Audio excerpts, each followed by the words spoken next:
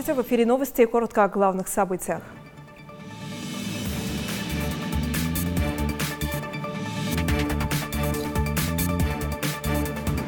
Депутаты Госдумы сегодня рассмотрят законопроект об изменениях в пенсионной системе. Демонстрационное, другим словом, агрессивное вождение – факт, порождающий трагедии. Не нарушать, призывают сотрудники ГИБДД.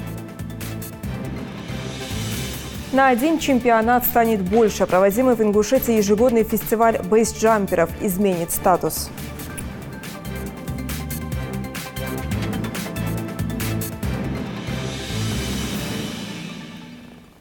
Сегодня в Магасе состоится встреча глав субъектов СКФО под председательством полномочного представителя президента России на Северном Кавказе Александра Матовникова. Основной темой обсуждения станет социально-экономическое развитие Северного Кавказа. В связи с этим движение в столице Ингушетии будет частично перекрыто.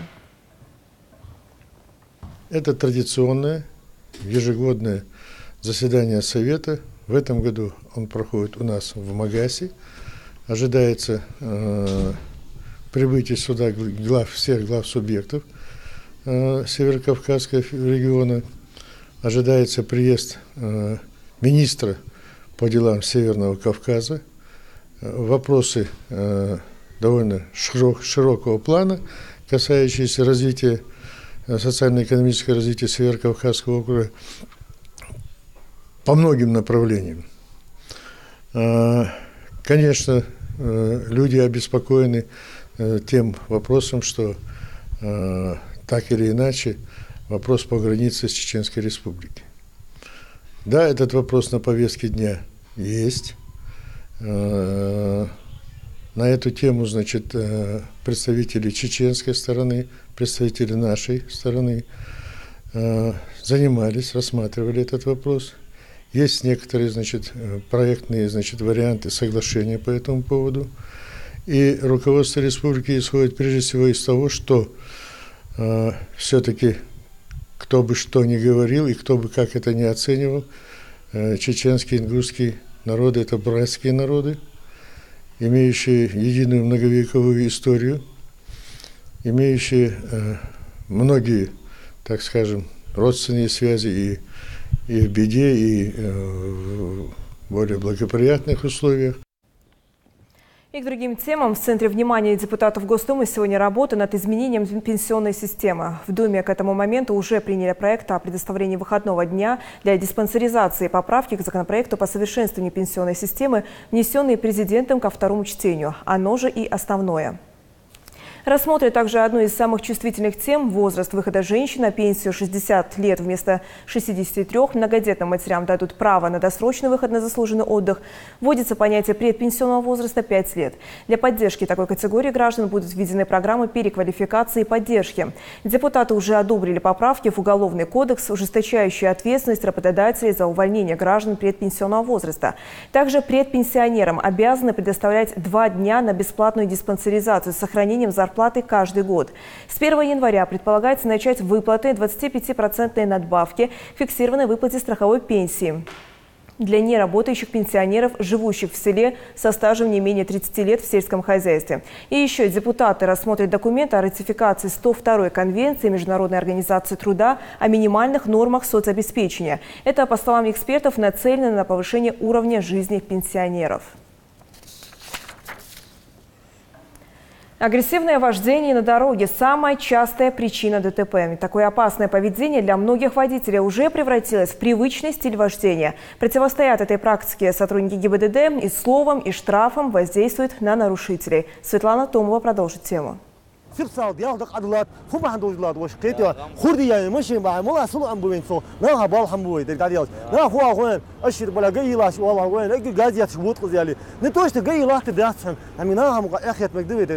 Несоблюдение скоростного режима, проезд на красный свет, обгон справа. Этот список нарушений правил дорожного движения можно перечислять еще долго. Фактически агрессивным следует считать стиль вождения, создающий угрозу безопасности других участников движения.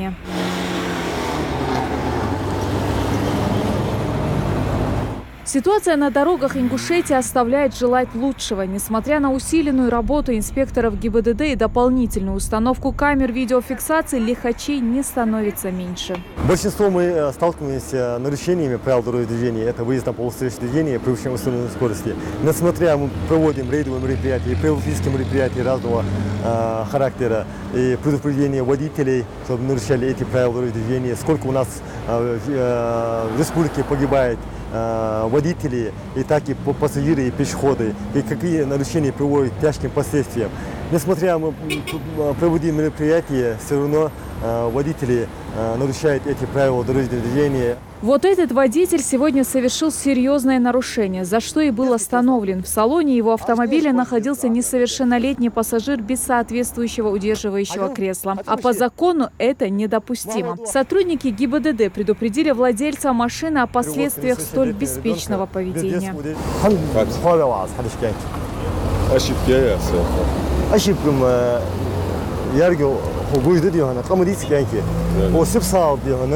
Я сыграл, авария, я сагирал. Какой случай? Я садок диешь, халм десус. Я угу, я вахпар, шуан халдоригин, ходы шуан хал, хонды схалчо. Ханы 2018 года до бердышчидан. Кура лубу кизгад арда хатна дер. Кукла емот уя, кукла емот идет. Док нахлин хансири. Собира его. Лубу кизгад арда хатна, обоч латна дер. Халиш диагатс. Нан мордила диагат. Детский кресло диагат лари. Людки шляла детский. Машин да берди кол тарлуорс. لا دار درج يا جمدي النورد بيجي بحال ليه ياخد جاديوش طبعا عطيش بير اخواتي دي هراوش دي الحمد لله ماشي دام وتاني يلا ده شو ده انا детский кресло есть.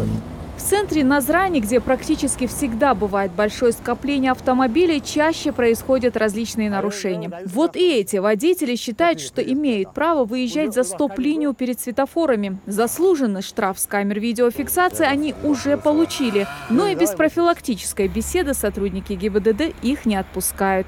Перекресток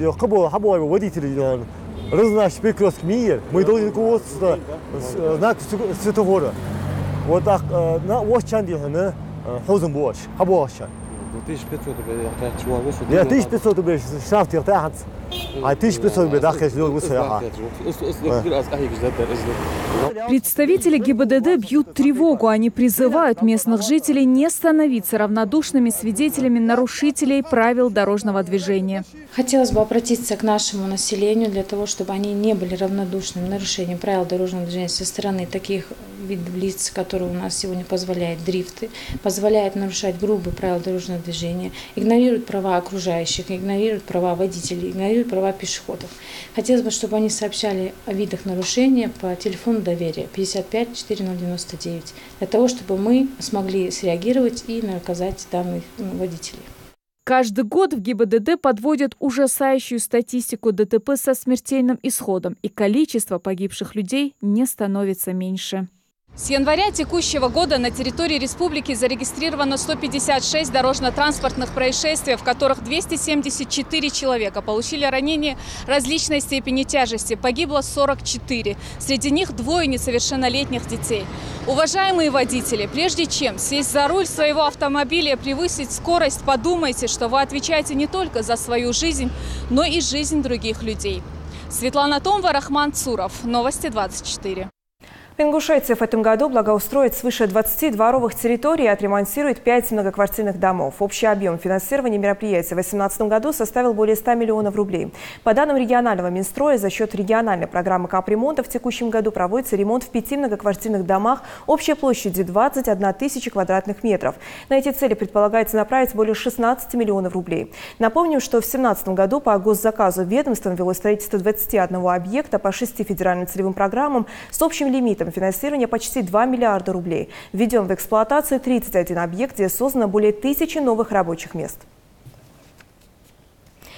Факты незаконной реализации спиртосодержащей продукции выявляли в Сунжинском районе. Инициаторами проверки стали представители районной администрации. Ранее они получали жалобы от местных жителей и прошлись по торговым точкам, где предположительно и велась незаконная продажа. Репортаж Микаила Тангиева.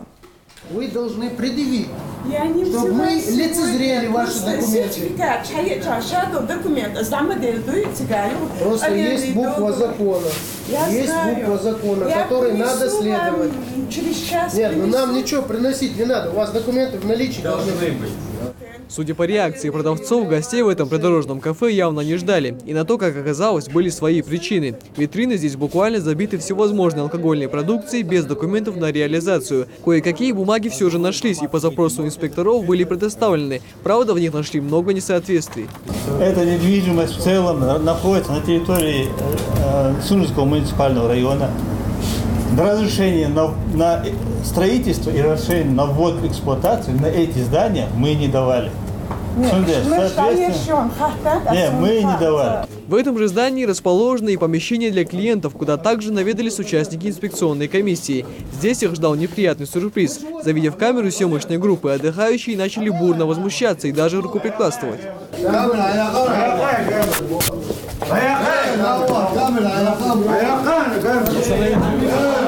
Сотрудники полиции быстро приструнили нетрезвых мужчин, задержав их на сутки. Как вы уже видели, нами установлено несколько фактов нарушений. То отсутствуют документы вообще, то отсутствует документация, сопровождающая деятельность граждан частично. И в этой связи нами будут сейчас предприняты определенные меры воздействия как органов правопорядка в соответствии с действующим законодательством Российской Федерации. В ходе рейда были проверены еще несколько магазинов с идентичной картиной. Отсутствие патента на ведение деятельности по продаже алкогольной продукции, нарушение мер противопожарной безопасности и отсутствие разрешения на строительство коммерческих точек на данном земельном участке. По итогам инспекции было принято решение приостановить незаконную деятельность до выяснения всех обстоятельств и устранения недочетов. Отсутствует автоматическая пожарная сигнализация, отсутствует первичное средство пожаротушения, отсутствует удостоверение о прохождении пожарно-технического минимума и деревянная конструкция чердачного помещения не обработанным защитным составом. А какое наказание ждет, неизвестно? Там индивидуальный предприниматель, штраф от 30 до 40 тысяч. Помещения, которые за нашей спиной, они построены без разрешительных документов, и, соответственно, у них нет разрешения на ввод в эксплуатацию, и эксплуатация этих зданий в соответствии с действующим законодательством запрещена. Поэтому мы сейчас вручим предписание о незаконной реализации в том числе и о приостановлении деятельности вот этих коммерческих структур. Все выявленные нарушения носят исключительно административный характер. Хозяевам заведения необходимо в кратчайший срок устранить все недостатки и предъявить соответствующие госорганы пакет необходимых документов, разрешающих вести подобную деятельность. Микаил Тангиев, Умарбек Миржоев, Новости 24. Проводимый в Ингушетии ежегодный фестиваль бейсджамперов может обрести статус спортивного чемпионата. Об этом заявил министр спорта Республики Даут Алхазуров.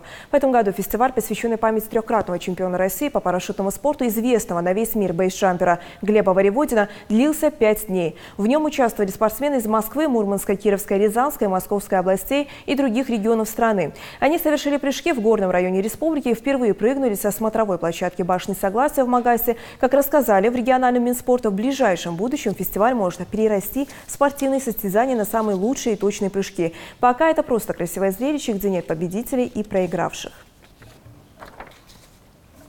Вступил в силу закон о штрафах для поисковиков за выдачу ссылок на запрещенные сайты. Теперь оператору поисковой системы, не подключенному к реестру Роскомнадзора, с информацией о ресурсах и информационно-телекоммуникационных сетях, доступ к которым ограничен в России, может грозить штраф.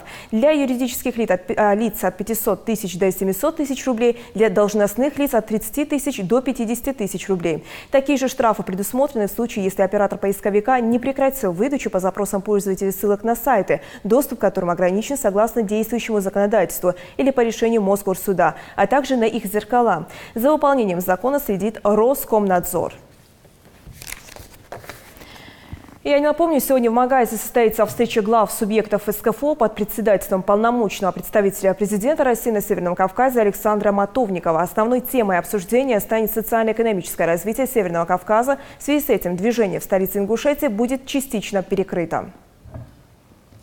Это традиционное ежегодное заседание Совета. В этом году он проходит у нас в Магасе.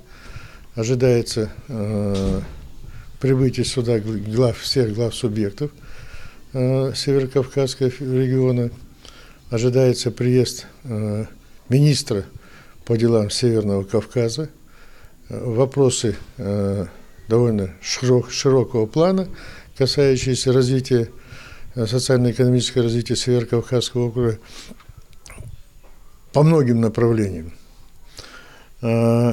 Конечно, люди обеспокоены тем вопросом, что так или иначе вопрос по границе с Чеченской Республикой. Да, этот вопрос на повестке дня есть. На эту тему, значит, представители чеченской стороны, представители нашей стороны занимались, рассматривали этот вопрос. Есть некоторые, значит, проектные, значит, варианты соглашения по этому поводу. И руководство республики исходит прежде всего из того, что все-таки, кто бы что ни говорил и кто бы как это ни оценивал, чеченский, ингушский народы – это братские народы, имеющие единую многовековую историю, имеющие многие, так скажем, родственные связи и в беде, и в более благоприятных условиях. И, как отметил вице-премьер правительства Магомед Ужахов, границы будут обсуждаться, исходя из ранее установленных договоренностей 1993 года между руководствами двух республик. Это была вся информация к этому часу. До встречи в эфире.